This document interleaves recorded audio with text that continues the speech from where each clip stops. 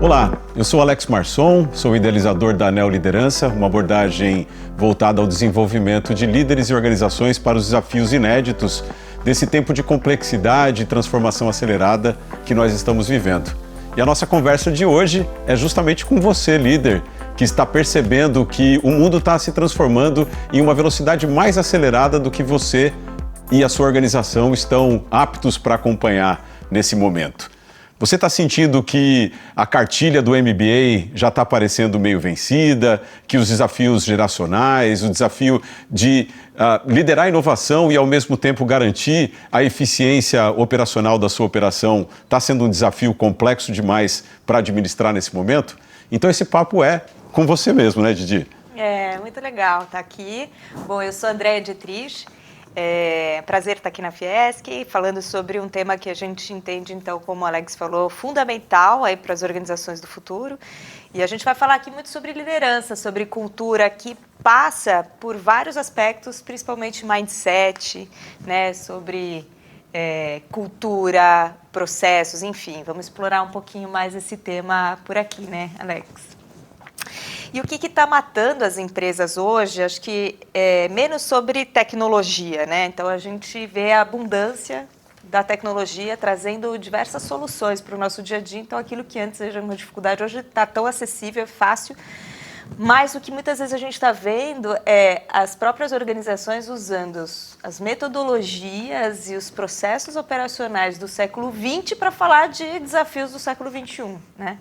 O Ian B. Craft, que é um dos grandes futuristas aí, que fala de futuro do trabalho, de inteligência artificial, no SXSW, que é um dos principais eventos de inovação do mundo, ele trouxe esse ano, 2025, um dado interessante, falando que 87% das organizações falham no processo de implementação e transformação por inteligência artificial, muito porque elas estão querendo usar os mesmos processos e as mesmas estruturas que elas já tinham antes para tratar de um tema que muda estruturalmente muito das coisas, né?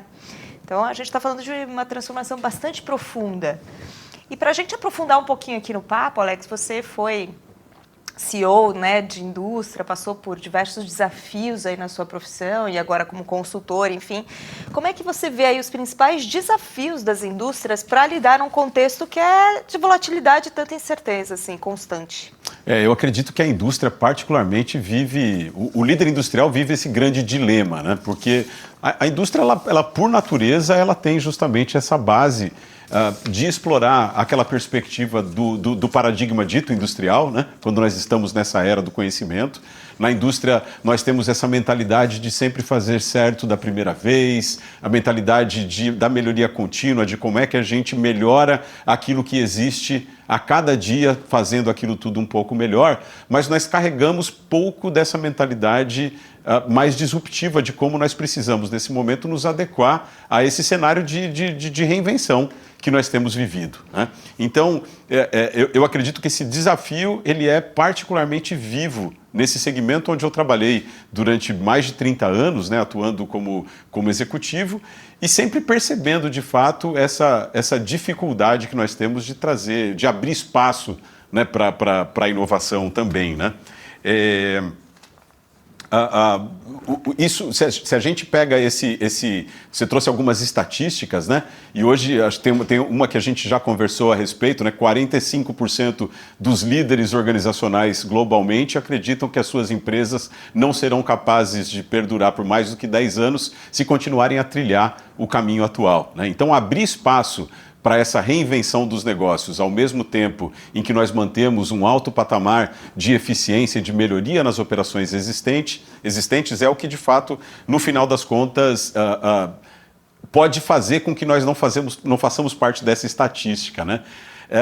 Eu, com muita ligação ao setor industrial, queria te ouvir um pouquinho também, Didi, como é que você tem percebido isso nas organizações de uma forma geral, como é que empresas têm lidado com esse grande desafio de melhorar e inovar ao mesmo tempo?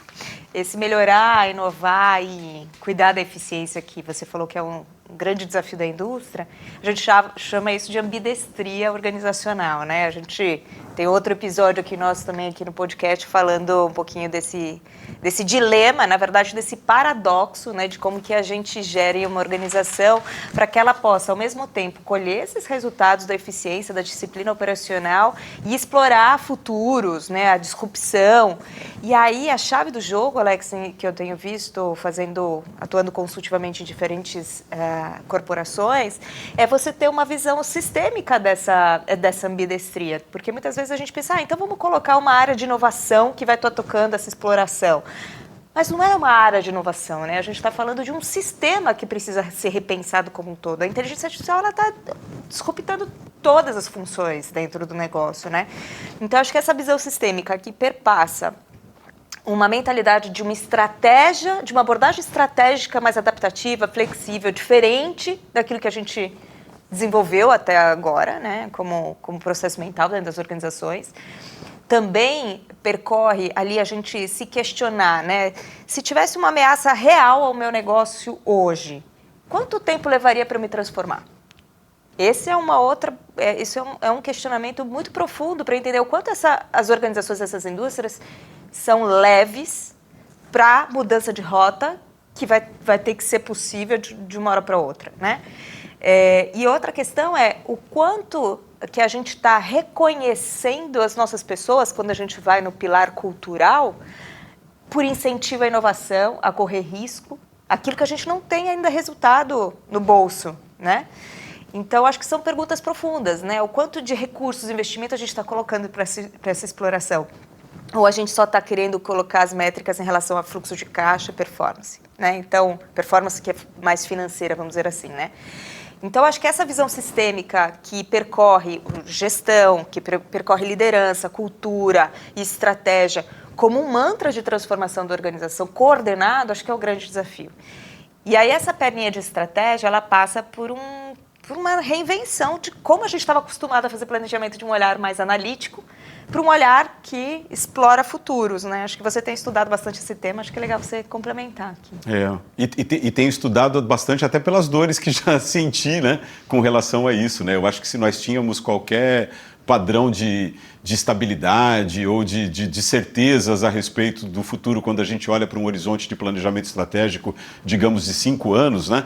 Eu acho que o evento da pandemia, por exemplo, foi um que trouxe para a gente essa total clareza de que a nossa bola de cristal está quebrada, né? E essa velocidade da transformação de hoje, ela faz com que qualquer perspectiva que esteja orientada, por mais que seja muito importante que a gente traga uma perspectiva orientada a dados, que a gente esteja avaliando tendências, que a gente esteja adotando também essa perspectiva linear para o planejamento estratégico, sendo informados por essa perspectiva de pensamento mais linear para o planejamento estratégico, é fundamental que a gente incorpore a ela também esse olhar de futuros, né? Quer dizer, como é que eu trato desse tripé formado pela herança do passado, pelo impulso do presente e também por essa atração de futuro que permita a gente explorar, por exemplo, cenários alternativos daquilo que a gente pode encontrar pela frente. Acho que é um número, cada negócio, cada área dentro de um negócio específico está atravessada nesse momento por uma série de incertezas críticas que transformam profundamente, que tem o potencial de transformação muito profundo com relação ao que aquele negócio vai experimentar dentro desse horizonte de planejamento. Então, trazer essa perspectiva de futuros, né, se orientar, não numa perspectiva de prever futuro, mas de como nós nos preparamos para essas alternativas todas que existem e como é que a gente se posiciona com relação a essa transformação de uma forma mais coerente com essa realidade de transformação acelerada. É muito comum que os nossos modelos mentais clássicos, e principalmente na indústria, principalmente nós que temos formação em engenharia, que sempre viemos muito com essa perspectiva de que os dados nos informam a respeito de tudo o que a gente precisa saber, é muito comum que a gente se prenda a esses modelos e deixe de perceber essa transformação acelerada. Uma outra questão que acho que é muito importante trazer para essa discussão é justamente do quanto muitas vezes a gente está voltado a olhar somente para os eventos, para aquelas coisas que estão aparentes, para tudo aquilo que está acontecendo, sem examinar em maior profundidade. Você sabe que eu gosto muito de pensar no pensamento estratégico, de olhar justamente para como é que aquilo tudo que nós temos observado está sendo construído em cima de padrões que, por sua vez, são gerados por estruturas que nós criamos para os nossos negócios, para a forma como nós construímos sentido da realidade e agimos sobre ela, que no final das contas vem lá do fundo de crenças, de pressupostos, de como as coisas são. E essa é uma delas que eu entendo que a gente precisa desconstruir, né? Essa crença de que o futuro, de que a gente pode perceber o que está vindo pela frente olhando para trás. Então a gente se vê muitas vezes ainda trabalhando aqueles planejamentos rígidos de um horizonte de 5 anos, onde a gente tenta controlar fatores específicos, quando na verdade a gente precisa trabalhar justamente essa nossa adaptabilidade, a nossa resiliência e fazer isso a partir dessa estrutura de como é que a gente olha para a nossa forma de construir sentido e agir no mundo, lá nesse fundo do iceberg, né, Didi? Muito bom. E aí a gente começa, a partir desse ponto, né, que a gente compreende esse contexto, né? Acho que o primeiro passo é compreender essa mudança, essa visão maior de mundo, para a gente começar a sentir esse futuro, né? E a gente deixar esse futuro começar a emergir. Acho que a gente tem um caso emblemático, que é BlackBerry, né? Que acho que vale a gente sempre lembrar, assim, que você vê uma startup que foi super disruptiva quando entrou no mercado, dominou, né, market share total, né, dentro da categoria, e de repente a gente viu ali um processo de um CEO altamente apegado àquilo que ele criou, e aí chegou em 2007 um Steve Jobs, começa a lançar o iPhone, o Google lançando seus aplicativos, e aí você vê o CEO do BlackBerry ainda apegado à segurança, à confiança, ao tecladinho, que fez muito sucesso, é o que alavancou o sucesso da BlackBerry, era o grande diferencial deles. E aí a gente para refletir, né, o quanto será que a gente está apegado aos nossos diferenciais de hoje e deixa de olhar para esse futuro, né? Então você falou de diversas virtudes, eu acho que uma delas também é muito essa humildade de entender o que está acontecendo, sentir, para fazer essas adaptabilidades, né? Então, para sair desse olhar mais umbigo-centric, né, centrado na gente mesmo, para que a gente possa olhar para o mercado. Puxa, pela primeira vez em 2 décadas a gente vê um Google dando uma balançada em relação à perda de share em relação à participação de buscas, né? No total de buscas, saindo aí de 80% para, acho que era isso, 80% para 74% do mercado no volume de buscas. Eu sei que parece pouco no percentual, mas é muito representativo quando você fala, uma das empresas mais inovadoras do mundo, também sofrendo com a entrada de um ChatGPT, né, que está disruptando o setor e fazendo ela mesma se chacoalhar. Então, nem os mais inovadores estão fora desse risco da ambidestria que a gente está falando, né? Porque ele é muito rápido, muito veloz, muito dinâmico. E eu acho que tem um caso aqui, Alex, também que a gente pode citar, quando a gente fala dessa visão mais profunda desse iceberg, aí, quando a gente fala de padrões, sistemas, crenças, né, e modelos mentais. O Satya Nadella, né, que CEO da Microsoft, quando ele assume a Microsoft em 2014, era uma organização totalmente em silos, de combates entre áreas, né, uma guerra com uma cultura tóxica, valendo 300 milhões de dólares, e de repente ele pega essa organização, ainda na iminência de estar ali numa estabilidade, para declínio, e fala, vou mudar a cultura dos indivíduos, né, começando pelas pessoas, para mudar a cultura organizacional. E a mudança fundamental que ele fez foi mudar o modelo mental de pensamento das pessoas, de tirar aquilo que ele chamava de essa vaidade, vamos dizer assim, da gente pensar que a gente precisa sempre saber de tudo e ter todas as respostas, que vem muito da era industrial, né? A gente não podia ter dúvidas como executivos, como líderes. Então, esse know it all, né, que ele fala, e substituir isso para o learn it all, que é o aprender tudo, né? Então, essa disponibilidade, essa disposição dos líderes e de qualquer funcionário de estar aberto ao aprendizado sempre. E aí ele até trouxe uma frase aqui anotada dele que foi muito legal, que ele fala, né? Eu disse aos meus colegas que não estava falando de crescimento de resultados, eu estava falando do nosso crescimento individual. A gente vai crescer como empresa se todos, individualmente, crescerem em suas funções e em suas vidas, né? Então, acho que é muito essa transformação simbólica, que na verdade não foi só simbólica na fala, mas ela foi... levada a isso para como é que eu reconheço as pessoas, quais são os valores organizacionais, né, modelos de incentivo, tirou Nine Box, né, várias ferramentas que colocavam as pessoas em caixinhas para justamente trazer essa aprendizagem, esse crescimento como um grande valor-chave da organização, que hoje vale 3 trilhões de dólares, tá bom para você? É uma das mais valiosas do mundo, né? Então você vê que dá resultado.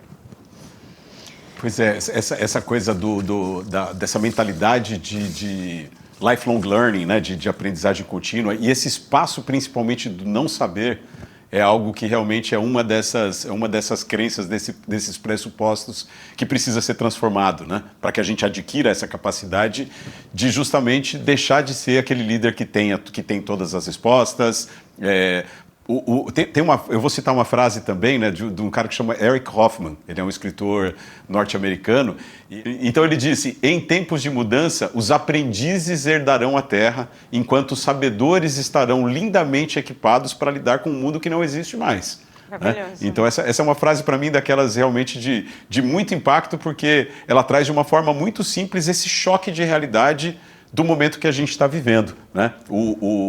Falando de choque de realidade, eu lembro lembro do Alvin Toffler, né? Que tem lá, que fala a respeito do choque do futuro, dessa tensão e desse estresse, ele chama de um estresse devastador imposto aos indivíduos por um mundo que se transforma mais acelerado do que a nossa capacidade de adaptação, né? Então, acho que ser capaz de lidar com isso implica justamente em nós nos aprofundarmos em questões que realmente nos permitam com que a gente se livre desses pressupostos de que a gente precisa ter todas as respostas, de que a gente precisa ser, como líder, esse super-herói capaz de lidar com tudo, né? E abrindo espaço justamente para a cocriação, abrindo espaço para ativar a inteligência coletiva e explorar isso de uma forma diferente, né? Sem esses... No SXSW desse ano também falaram sobre o novo perfil de profissional dos novos tempos, né?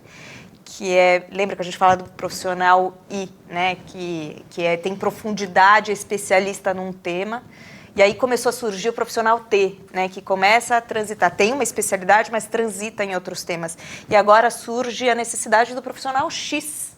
O X é aquele profissional que tem uma amplitude, então surge até esse termo da amplitude à nova profundidade, né? Esse profissional X que consegue conectar as pontas, que consegue ter essa visão sistêmica, que consegue olhar essa humanidade com a tecnologia, que consegue trazer propósito, discernimento nas decisões por causa da sua perspectiva mais ampla, né? Então você vê que são outras bases do que a gente pode requerer do profissional dos novos tempos, né? Então, será que a gente ainda está apegado a buscar currículos com aqueles MBAs específicos daquele tema, ou pessoas muito especializadas, ou a gente tem que começar a olhar esse humano mais integral quando a gente busca os profissionais, os talentos para a nossa organização, né? E aí a gente fala desse líder 4.0. O que é esse líder 4.0 que está surgindo aí e que é o futuro dos negócios? Então, eu acho que o espaço para esse líder especialista na era da IA, ele fica de fato muito limitado, né? Aquilo tudo onde nós nos baseamos simplesmente em conhecimentos, em coisas que podem ser hoje feitas muito melhor pela inteligência artificial, a gente fica num espaço muito limitado. E quando a gente fala da liderança tradicional, ela está tipicamente muito baseada justamente nesses modelos de que o líder conquistou esse espaço especial a respeito com base em algum conhecimento específico, o que leva muitas vezes esse líder a se fechar justamente nesse contexto daquilo que ele já sabe. Então, acho que o primeiro passo, se a gente chama isso de da liderança 1.0, né, o primeiro passo para a gente transcender essa perspectiva daquilo tudo que nós já sabemos e de que nós carregamos de verdade para o nosso dia a dia, é justamente ativar essa curiosidade que nos permite absorver novos fatos, novos dados, novas perspectivas a respeito daquilo tudo que está se transformando naquele ambiente onde nós atuamos, seja o ambiente interno da organização, o ambiente externo onde nós estamos operando, né? Então, Didi, a liderança que nós consideramos como a liderança clássica é o que a gente chama de liderança 1.0. É a liderança do business as usual, que está trabalhando justamente numa perspectiva de que nós estamos vivendo hoje uma continuidade daquilo que a gente já sabe, né? A liderança 2.0 é a liderança que traz a curiosidade a respeito de tudo isso que está acontecendo à nossa volta e com essa curiosidade desperta justamente, abre espaço, né, para deixar algumas coisas que já não nos servem mais e trazer novas perspectivas para esse contexto de liderança onde a gente atua. O líder 2.0, no entanto, ele ainda não chega a uma situação que alcança toda a complexidade do que nós vivemos. Além de abrir a mente com a curiosidade, a gente precisa abrir o coração com a compaixão e realmente nos conectarmos em uma perspectiva mais coerente com o ambiente onde a gente vive, fazer essa ponte, né, com as pessoas representadas em cada grupo de stakeholders, né? O que são as nossas organizações, se não justamente as pessoas que a compõem, né? Isso vale tanto para os nossos públicos internos quanto para os nossos públicos externos. E essa liderança é a liderança que a gente chama da liderança 3.0. A liderança 4.0 é a liderança que dá o passo de alcançar esse estado onde a gente perceba, por exemplo, aquela situação que a gente traz como a capacidade de ouvir a voz do futuro. Como é que a gente se conecta com essa perspectiva de, com mente aberta, coração aberta e com essa ação consciente, como é que a gente dá conta de ativar a inteligência coletiva nos nossos grupos, de sair desse lugar, desse líder que tem todas as respostas, para se tornar um líder que serve como um arquiteto de ecossistemas, como um construtor de pontes, né? Como esse agente de fato capaz de promover essa transformação que a gente precisa nas nossas organizações.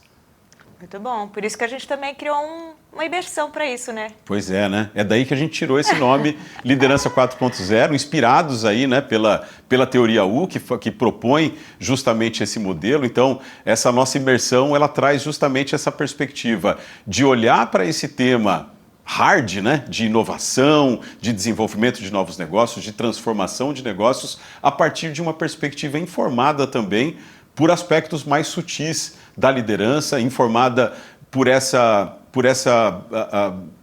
realidade que nós percebemos de que essa transformação que a gente quer promover no mundo, ela transforma dentro da gente, começa dentro da gente mesmo, não é verdade? É isso aí. Então, assim, muito legal que quando a gente estava montando essa imersão, a gente teve a preocupação de trazer frameworks, né, muito práticos para que as organizações, os membros, né, participantes levem isso para suas organizações e coloquem em prática as transformações no dia a dia, né, começa a provocar como que lida com estratégias nesse ambiente de incertezas. Então é outro tópico que a gente vai abordar bastante, né?